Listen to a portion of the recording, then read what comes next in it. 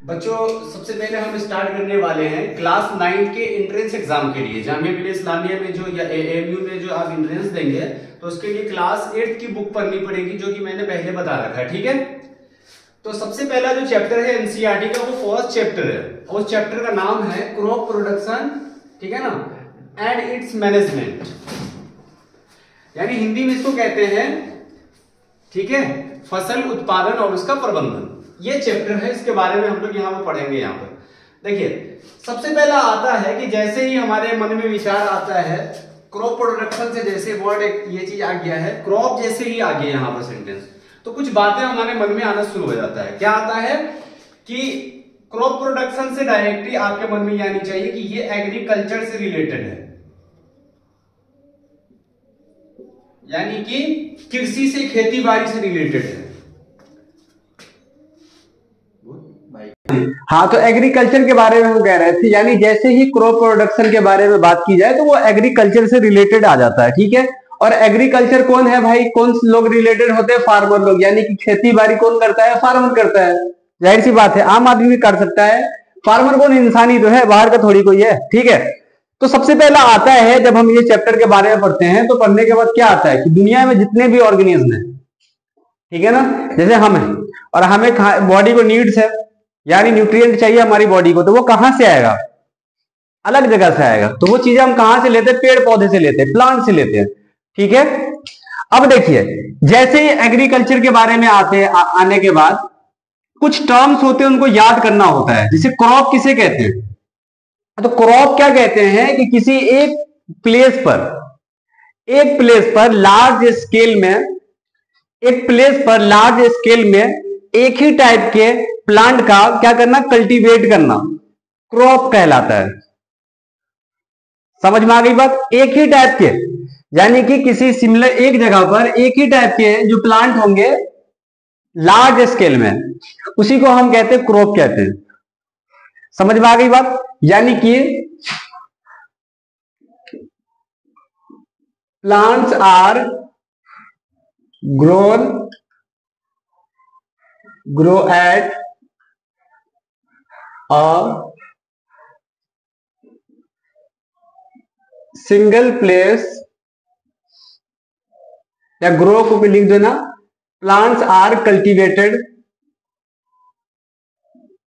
Eight a single place in large scale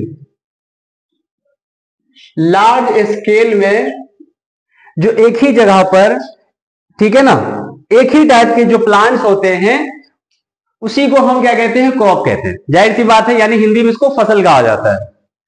अब हमें पता है कि हम उस देश में रहते हैं जिस देश का जो मौसम है अलग अलग जगह पर अलग अलग तरीके का पाया जाता है। मौसम क्यों, किसकी वजह से है? ये हमारी क्लाइमेटिक कंडीशन की वजह से। हर जगह पर जाइएगा तो इसी वजह से यहां पर अलग अलग जगह पर अलग अलग तरीके की खेती की जाती है, अलग अलग तरीके का क्रॉप का प्रोडक्शन किया जाता है यहां पर। ठीक है, तो बेसिकली इस चीज को देखकर जो क्लाइमेटिक जो कंडीशन होता है या वेदर की चीज पर डिपेंड करता है, या तो रेन पर करेगा, कितना अमाउंट में बारिश हो रही है, या फिर कितनी ह्यूमिडिटी है या क्या टेम्परेचर है, इस पर डिपेंड करता है। तो इसीलिए क्रॉप का जो मेन है ये किया गया है। कितने टाइप के क्रॉप होते हैं? दो तरीके का, एक है खरीफ और दूसरा है रबी। दो तरीके का क्रॉप होता है, एक खरीफ है, एक रबी है। खरीफ क्या होता है भैया? खरीफ की जो खेती होती है बेसिकली रेनी सीजन में होता है, बरसात के मौसम में। और ये जो रबी की जो खेती है वो है विंटर सीजन में, यानी कि जब ठंड का मौसम होता है, यानी अभी जो सीजन चल रहा है ना बेसिकली वो क्या है? विंटर सीजन चल रहा है।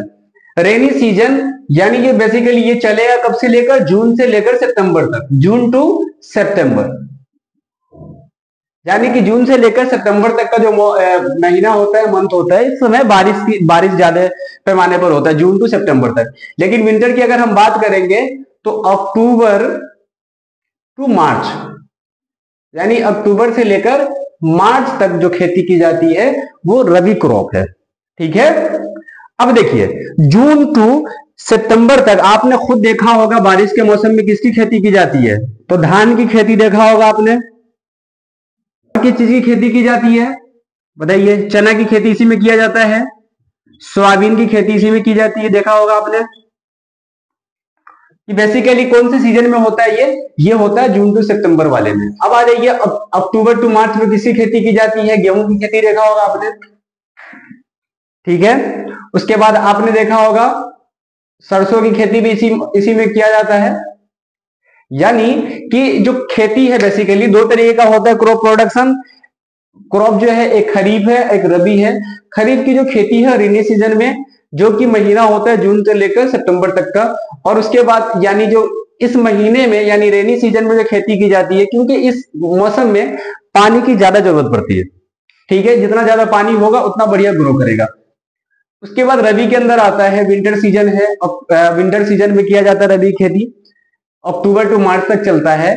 बीट यानी मस्टर्ड वगैरह की खेती की जाती है इस महीने के अंदर, ठीक है। अच्छा, अब देखिएगा ध्यान से, सितंबर है, जून, अब मार्च के बाद डायरेक्ट जून थोड़ी आता है। मार्च के बीच में कुछ और महीना भी आता है। जैसे मान लीजिए मार्च के बाद क्या अप्रैल है मई है, तो ये 2 महीने क्या होता है खेती, 2 महीने क्या करता है, तो 2 महीने जो खेती होती है उस खेती का नाम है जायद क्रॉप। जायद क्रॉप के अंदर क्या होता है बेसिकली, जायद क्रॉप के अंदर जो आता है आपने देखा होगा मूंग की दाल वगैरह इन सब चीजों खेती जो की जाती है वो इसके इस मौसम में आता है। यानी कि 2 महीने के बीच में, या कोई सब्जी वगैरह उपजा दी है खेत के अंदर, ये सारी चीजें इनके अंदर होती है। तो बेसिकली जो क्रॉप है 2 टाइप का है, एक खरीफ है दूसरा रबी है। और ये बेसिकली रेनी सीजन में है, जून से सितंबर तक होता है। धान की खेती की जाती है, सोयाबीन की रबी के अंदर विंटर सीजन में होता है जो कि अक्टूबर टू मार्च तक चलता है। और बीट की खेती की जाती है यानी गेहूं की, और मस्टर्ड यानी कि सरसों की खेती की जाती है इस महीने के अंदर। और भी बहुत सारी चीजें हैं, आप देख लीजिएगा आपको पता चल जाएगा यहाँ पर, ठीक है। तो ये था क्रॉप के अंदर। लेकिन अब हम जो खेती करेंगे तो खेती करने के लिए कुछ रूल्स होंगे। अब हर कोई तो खेती कर नहीं सकता है, तो वो कौन करेगा? अभी मैंने थोड़ी देर पहले बताया था कि फार्मर ही कर सकता है, ठीक है। बड़े पैमाने पर ऐसे नॉर्मल है, कोई भी इंसान कर सकता है, बट फार्मर जो होते हैं लार्ज स्केल में किया जाता है। क्योंकि आपको मालूम होनी चाहिए कि हम जिस देश में रहते हैं या पूरी दुनिया की बात कर लो मान लो, लेकिन अगर हम बात करेंगे अपने देश के बारे में थोड़ी देर के लिए, तो जितना बड़ा देश था उतना ही बड़ा रहेगा ना। ये तो नहीं कि बड़ा हो गया हो या छोटा हो गया हो, लेकिन लोग क्या होगा, दिन ब दिन पॉपुलेशन बढ़ता जाता है।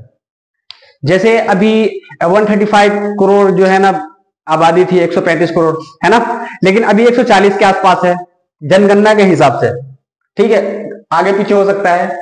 तो अब क्या है कि इसके अंदर यानी कि एरिया तो एक ही जैसा रहेगा, मतलब कम ही रहेगा, लेकिन जो लोग जितने बढ़ते जाएंगे तो उसको भी नीड होगी ना न्यूट्रिएंट, वो भी खाएगा पिएगा। तो खाने पीने के लिए कहां से लाएगा? तो क्रॉप ही का तो इस्तेमाल करेगा, जो पेड़ पौधे देंगे उसी तो खाएंगे ना। तो उसको खाने के लिए यानी कि लार्ज अमाउंट में उनको क्रॉप का प्रोडक्शन करवाना पड़ेगा। तो उसके लिए एक सिस्टम्स के अकॉर्डिंग ही काम करेंगे, तब जाकर सही ढंग से, सही यानी कि मैनेजमेंट के जैसे हम ये कह सकते हैं कि एक सिस्टमेटिक तरीके से हम खेती करेंगे, तब जाकर ये मिशन कंप्लीट होगा, जिसको हम एग्रीकल्चरल प्रैक्टिसेस कहा जाता है। एग्री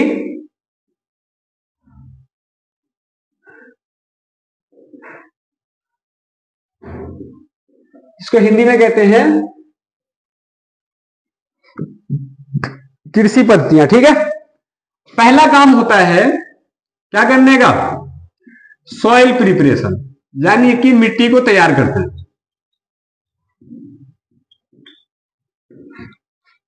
यानी कि अलग अलग स्टेट में ये सारी चीजें की जाती है। सबसे एग्रीकल्चरल प्रैक्टिस जिसे हम कहते हैं, पहला काम होता है सॉइल को प्रिपेयर करने का, सॉइल प्रिपेयर। दूसरा काम होता है सोविंग करने का।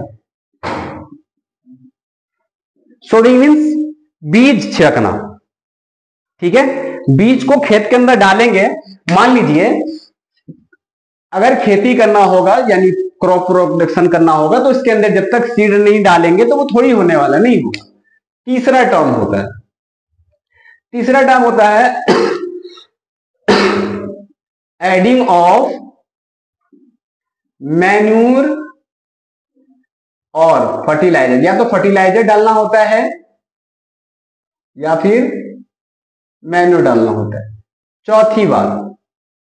चौथा काम होता है पानी का छिड़काव करना। और पांचवा होता है वीड को देखभाल करना, वीड्स को हटाना, रिमूवल ऑफ वीड्स। ये भी कह सकते हैं इसको। छठा काम होता है क्या करने का, हार्वेस्ट करने का काम होता है। और लास्ट स्टेज जो है स्टोरेज है। इन सब के बारे में ही हम यहाँ पर विस्तार से, या हम कह सकते हैं इसको बहुत बढ़िया से डिस्कस करेंगे इनके बारे में, ठीक है, जो कि अगले इसमें पार्ट में आपको इनके बारे में बताया जाएगा, एग्रीकल्चरल प्रैक्टिस के बारे में।